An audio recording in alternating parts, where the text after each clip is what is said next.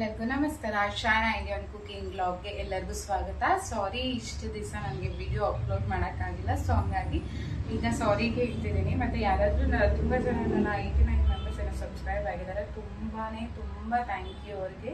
So ಹಂಗಾಗಿ ಇವತ್ತಿಂದ try ಮಾಡ್ತೀನಿ. ನನಗೆ ಸ್ವಲ್ಪ ಬ್ಯುಸಿ ಇದೆ, ಸೊ ಹಂಗಾಗಿ ನಾನು ಹಾಕೋಕ್ಕಾಗ್ತಿಲ್ಲ. ಸೊ ಇವತ್ತಿಂದ ಅಟ್ಲೀಸ್ಟ್ 2 days ಒನ್ಸ್ ಆದರೂ ನಾನು ಹಾಕೋದಕ್ಕೆ ಟ್ರೈ ಮಾಡ್ತೀನಿ. ಸೊ ಇವತ್ತಿನ ಕುಕಿಂಗ್ ಬ್ಲಾಗಲ್ಲಿ ಏನು ಸ್ಪೆಷಲ್ ಅಂತ ಕೇಳಿದ್ರೆ, ನೀವು ಈಗ ಎಲ್ಲ ಸಮ್ಮರ್ ಸ್ಟಾರ್ಟ್ ಆಗಿದೆ ಅಲ್ವಾ.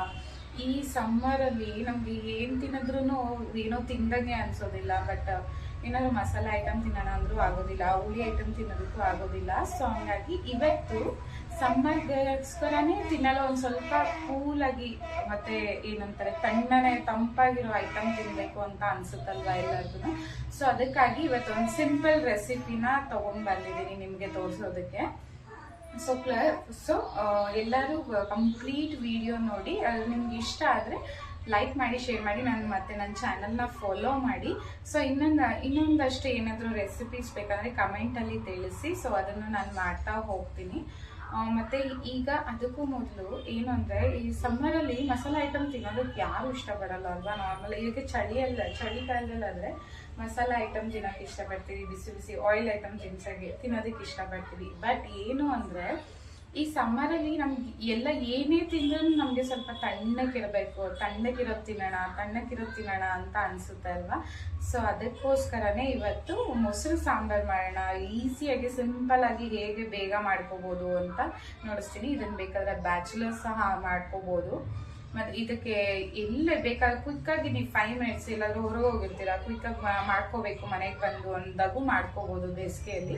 ಸೊ ಆ ರೆಸಿಪಿನ ನಾನು ನೋಡಿಸ್ತೀನಿ. ಅದು ಲೈಟಾಗಿ ಕೂಲಾಗಿರುತ್ತೆ, ತಿಂದ್ರೂ ಸಹ ಹೊಟ್ಟೆ ಎಲ್ಲ ತಂಪಾಗಿರೋ ಥರ ಫೀಲ್ ಆಗುತ್ತೆ. ಸೊ ಅದರಿಂದ ಇವತ್ತು ನಮ್ಮ ಮನೆಯಲ್ಲಿ ಒಂದು ಸಿಂಪಲ್ ಆಗಿ ಕರ್ಡ್ ಸಾಂಬಾರು ಹೇಗೆ ಮಾಡೋದು, ಅಂದರೆ ಮೊಸರು ಸಾಂಬಾರು ಹೇಗೆ ಮಾಡೋದು ಅಂತ ತೋರಿಸ್ತೀನಿ.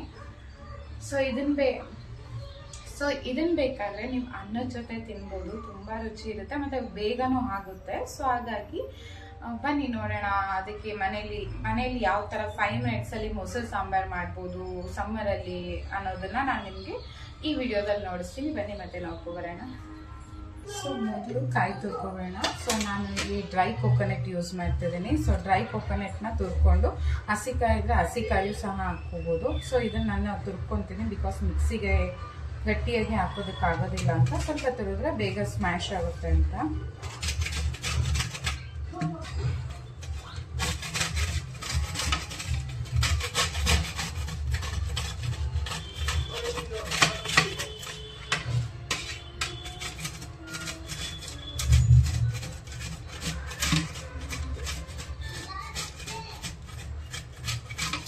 ಸೊ 3 ಜನಕ್ಕೆ ಮಾಡ್ತಾ ಇರೋದ್ರಿಂದ ಸೊ ಇಷ್ಟೇ ಸಾಕು. ಸೊ ಮಕ್ಕಳೆಲ್ಲ ಸ್ವಲ್ಪ ತಿಂತಾರಲ್ವ, ಸೊ ಇಷ್ಟೇ ಸಾಕು ನಮಗೆ. ಸೊ ಕಾಯಿ ತುರ್ಕೊಂಡಿದ್ದು ಆಗಿದೆ. ಸೊ ನಾವು 3 ಮಾಡ್ತಿರೋದ್ರಿಂದ ಸಾಕು ಇಷ್ಟೇ. ಸೊ ಈಗ ಸ್ವಲ್ಪ ಮೆಣಸಿನ್ಕಾಯಿ, ಕೊತ್ತಂಬರಿ ಸೊಪ್ಪು ಮತ್ತು ಬೆಳ್ಳುಳ್ಳಿ ಇಷ್ಟನ್ನು ಹಾಕ್ಕೊಂಡು ಮಿಕ್ಸ್ ಮಾಡ್ಕೋಬೇಕು.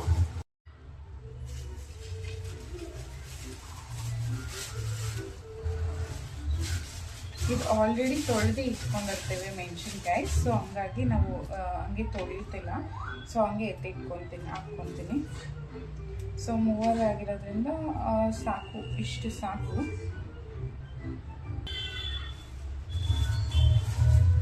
ಇಷ್ಟು ಕೊತ್ತಂಬರಿ,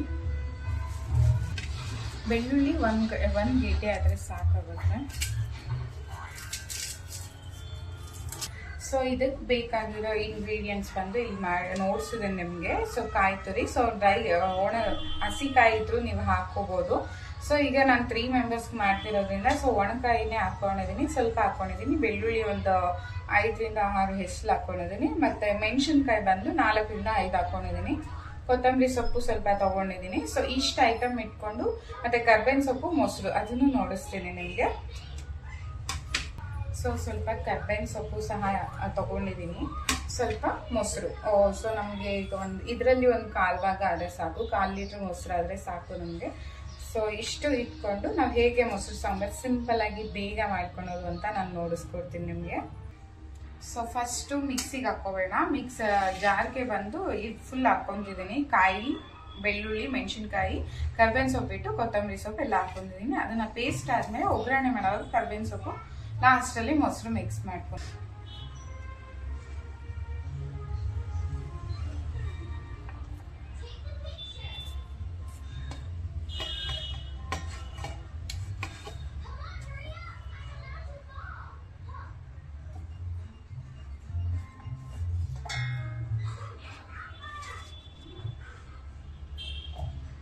ಸೊ 4 ಮಾತ್ರ ಹಾಕ್ಕೊತೀನಿ.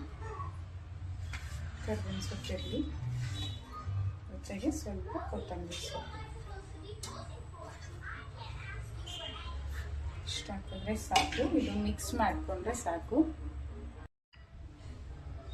ಸೊ ಈಗ ಆಗಿದೆ ನೋಡ್ರಿ, ಇಷ್ಟು ಮಾಡಿಕೊಂಡ್ರೆ ಈ ಕನ್ಸಿಸ್ಟೆನ್ಸಿಯಲ್ಲಿ ಮಾಡಿಕೊಂಡ್ರೆ ಸಾಕು. ಸೊ ಈಗ ಒಗ್ಗರಣೆ ಹಾಕ್ಬಿಡೋಣ. ಸೊ ಈ ಕನ್ಸಿಸ್ಟೆನ್ಸಿಯಲ್ಲಿ ಮಾಡ್ಕೊಂಡ್ರೆ ಸಾಕು. ಸೊ ಇದು ಮಸಾಲ ಮಿಕ್ಸ್ ಆಗಿದೆ. ಸೊ ಈಗ ಒಗ್ಗರಣೆ ಹಾಕ್ಬಿಡೋಣ. ಸ್ವಲ್ಪ ಎಣ್ಣೆ, ಸ್ವಲ್ಪ ಸಾಸಿವೆ,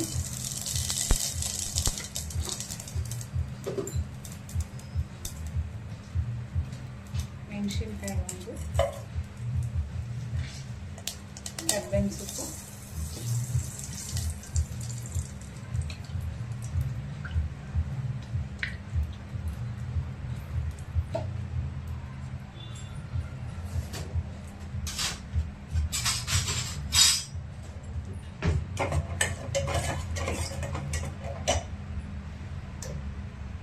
ಈಗ ಮಸಾಲೆ ಹಾಕೋಣ.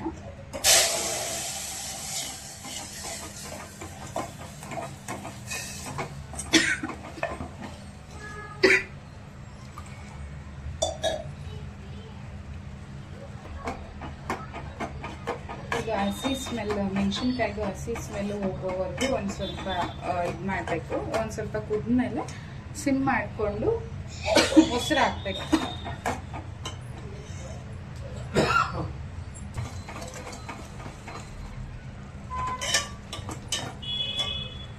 ಸಾಕು.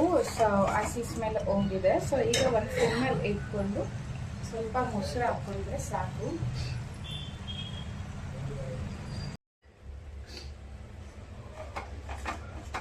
ಸಾಕು. ಈಗ ಇದನ್ನ ಆಫ್ ಮಾಡೋಣ. ಚೆನ್ನಾಗಿ ಆಗಿದೆ. ಸೊ ಈಗ ಆಫ್ ಮಾಡಿಬಿಟ್ಟು ಒಂದು ಸ್ವಲ್ಪ ತಣ್ಣಕ್ಕಾಗೋವರೆಗೂ ಇರಬೇಕು. ಆಮೇಲೆ ಈ ಕರ್ಡ್ ಸ್ವಲ್ಪ ಮೊಸರನ್ನ ಹಿಂಗೆ ಹಾಕ್ಕೋಬೋದು, ಇಲ್ಲಾಂದರೆ ಕಡ್ದಿನೂ ಹಾಕ್ಕೋಬೋದು. ತಣ್ಣಗಾಗಿದೆ ಈಗ. ಸೊ ಈಗ ಇದನ್ನು ಮೊಸರನ್ನ ಮೊಸರನ್ನೇ ಹಾಕ್ಕೊಂಡು ಸಾಕು. ಇಷ್ಟ ಆದರೆ ಸಾಕು ನಮಗೆ.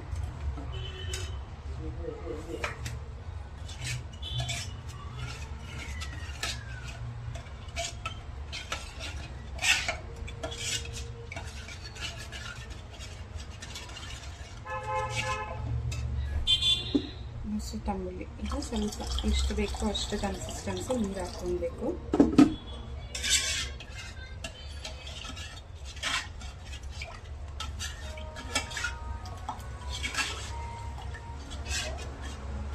ಈ ಕನ್ಸಿಸ್ಟೆನ್ಸಿಗೆ ಬಂದರೆ ಸಾಕು. ತಂಬುಳಿ ರೆಡಿ ಆಗೋಗುತ್ತೆ. ಬೇಕು ಅಂದರೆ ನೀವು ಮೇಲೆ ಕೊತ್ತಂಬರಿ ಸೊಪ್ಪು ಅವೆಲ್ಲ ಒದರಿಸ್ಕೋಬೋದು.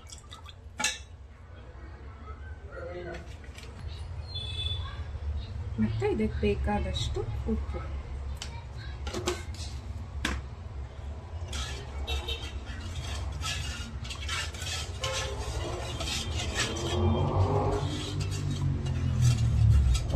ಹಾಗೆ ಬೇಕಾದರೆ ಸ್ವಲ್ಪ ಸಿಮ್ ಮಾಡಿನೂ ಮೊಸರು ಕಡ್ದಿ ಹಾಕ್ಬೋದು. ಸೊ ನಾನು ಮೊಸರು ಕಡ್ದಿ ಹಾಕ್ತಿಲ್ಲ. ಸೊ ಇವಾಗ ಡೈರೆಕ್ಟಾಗಿ ಅದು ತಣ್ಣಗಾದ್ಮೇಲೆ ಮೊಸರು ಹಾಕ್ತೀನಿ. ಸೊ ಅದು ಮೊಸರು ಅದು ಆ ಥರನೂ ಸಹ ಚೆನ್ನಾಗಿರುತ್ತೆ.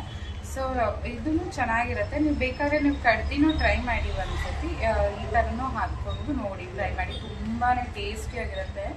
ಈ ಸಮ್ಮರ್ಗಂತೂ ಏನು ಸಮ್ಮರ್ ಆಫ್ಟರ್ನೂನ್ ಟೈಮಲ್ಲಿ ತುಂಬ ತಂಪಾಗಿ ತಿನ್ನಬೇಕು ಅನಿಸ್ತಾರೆ. ಇದನ್ನು ಸಿಂಪಲ್ಲಾಗಿ ಮಾಡ್ಕೊಂಡು ತಿನ್ಬೋದು.